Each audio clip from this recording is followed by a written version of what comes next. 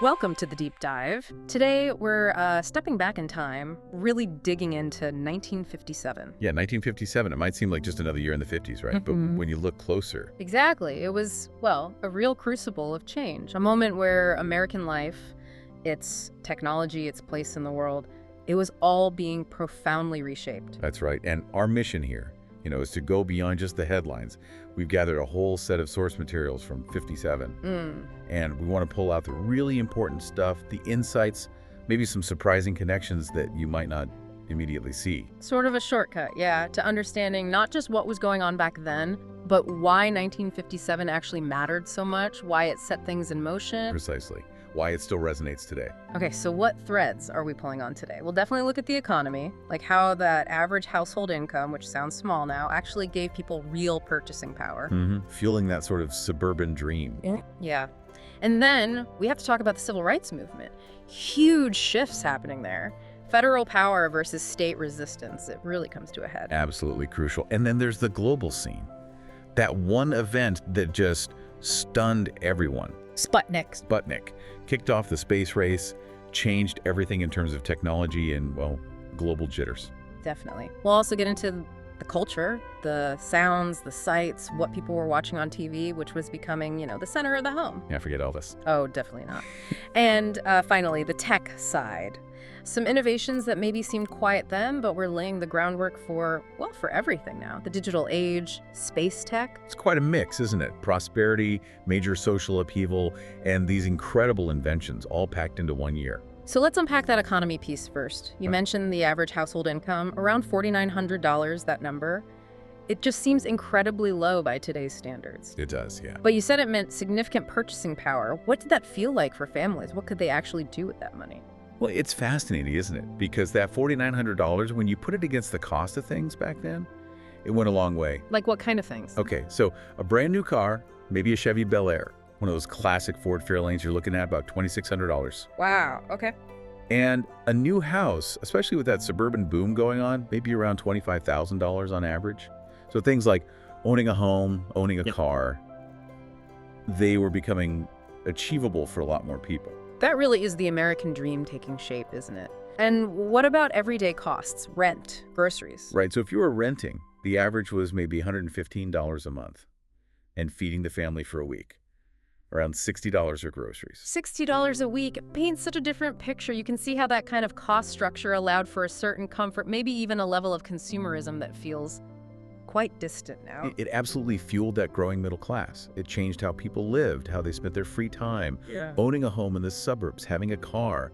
That reshaped everything from commutes to family vacations. And buying things, appliances, new clothes. Exactly. Fashion trends became more accessible. Like a man's dress shirt might be around $30, a suit maybe $70, a woman's dress around $45. It was all part of this shift towards a consumer society. But as you hinted, this prosperity wasn't the whole story. There were huge tensions, huge challenges bubbling up, especially socially. Definitely. Which leads us straight into the civil rights movement, right? 1957 was just a massive year for that. It really was. You had the founding of the Southern Christian Leadership Conference, the SCLC. That was huge for organizing, bringing leaders together. A critical step, bringing those powerful voices like Dr. King's under a unified banner. And then Little Rock Central High School. Those images are just unforgettable. Federal troops escorting black students into a school? So powerful. And the federal intervention there, it was a landmark moment. What were the lasting effects beyond just that one school? It was about more than just integrating Central High. It starkly showed the depth of resistance to desegregation, absolutely. But perhaps more importantly, it signaled that the federal government was willing, even if sometimes reluctantly, to step in and enforce civil rights. Kind of a showdown between states' rights and federal authority. Exactly. It forced a national conversation, maybe even a reckoning, with racial inequality that couldn't be ignored anymore, especially with television bringing it right into people's homes. Right. And while all this internal transformation was happening in the U.S., something happened on the world stage that just, bang, sent shockwaves everywhere. Sputnik, October 4th, 1957. The Soviet Union launches the first artificial satellite. And suddenly, America's feeling of technological superiority just vanished overnight. It was a profound shock. I mean, it didn't just kickstart the space age and the intense U.S.-Soviet space race, though it certainly did that. It triggered this deep national self-examination in the States. Like a wake-up call. A massive one. There were immediate national security worries. What else could they launch? It led to this huge surge in government funding for science, for education, especially STEM fields, and obviously for aerospace technology, missiles, satellites. It really changed the whole strategic game of the Cold War. Fundamentally. Everything from defense spending to classroom curriculums felt the impact. And that sense of rapid change, pushing boundaries. It was exploding in culture too, wasn't it? Elvis, All Shook Up, #1 song. He was more than just a singer, wasn't he? He was this cultural phenomenon, challenging norms, bringing this raw energy, captivating a whole generation. He really earned that King of Rock and Roll title that year. And people were experiencing this and so much else through television. You mentioned the Ed Sullivan Show was #1. Yeah, and that's key. TV was rapidly becoming the place for shared cultural moments. Sullivan's Show brought everything rock and roll, which was still controversial for some, comedy, Broadway snippets right into millions of living rooms. Creating this kind of national conversation week after week. Exactly. It was shaping tastes, shaping opinions, in a way nothing really had before. It's just amazing how many different currents were flowing so strongly in '57. Yeah. And speaking of currents, let's talk technology again. Some really foundational stuff happened that year. Absolutely. Like IBM rolling out the 305 RAMAC. Which was, Yeah. what makes that one so special? The first commercial computer. Essentially, yes. The first electronic computer sold commercially that used something truly revolutionary, a hard disk drive. Ah, okay. Not tapes. Right. Before that, it was mostly magnetic tape, which is sequential. You have to go through the tape to find things. Yeah. The RAMAC had random access. You could jump straight to the data you needed. Which for businesses must have been huge. Game-changing for inventory, for billing, for record keeping. It fundamentally changed how businesses could handle information. It was really the dawn of enterprise computing. Wow. Okay. And then circling back, there's Sputnik itself. Beyond the politics, just as a piece of technology. A monumental leap. It pushed the absolute boundaries of what people thought was possible. It wasn't just a satellite. It was the first. It opened up space. So these aren't just inventions in isolation. They're planting seeds for the world we live in now. Precisely. And we shouldn't forget the backdrop to all this. The Cold War was always there. You mentioned military service members earning around $300 a month back then. Right. A reminder of those ongoing global tensions. Yeah, that commitment, that readiness, it underscored everything. Even with the booming economy and the cultural shifts, that geopolitical competition was constant, influencing where the money went, what research got prioritized, computing, aerospace.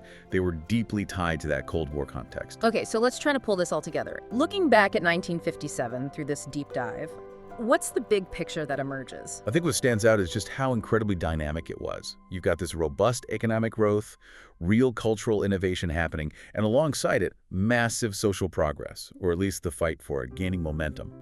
It just feels like a year defined by change. Right. Yeah, a real spirit of transformation. So, key takeaways. We saw that economy, the $4,900 income, really fueling a higher standard of living, making cars $2,600, homes $25,000, affordable for more people, rent around $115, groceries $60 a week. It supported that consumer boom. Definitely. And then the civil rights movement hitting critical points. The SCLC forming, providing structure, and Little Rock becoming this undeniable symbol of the struggle, forcing federal action. It really shifted the ground, didn't it? It absolutely did. And globally, Sputnik, not just starting the space race, but fundamentally altering U.S. strategy, pouring resources into tech and science research. Right, igniting innovation across the board. And culturally, Elvis defining rock and roll, Ed Sullivan defining television as the national hearth.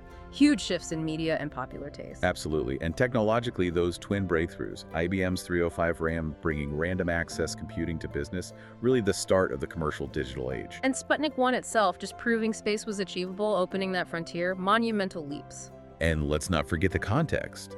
Those service members, their $300 monthly pay, reflecting that ongoing Cold War posture that influenced so much.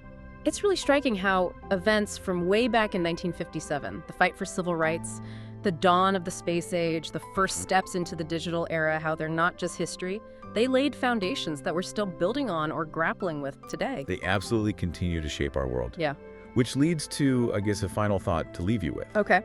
This year, 1957, it was this fascinating mix: prosperity, social upheaval, global competition. It really makes you wonder, doesn't it? How do those seeds of technology planted back then, like Sputnik, like that first commercial computer, how do they intertwine with social change? Yeah. Do they accelerate it? Do they shape it in unexpected ways?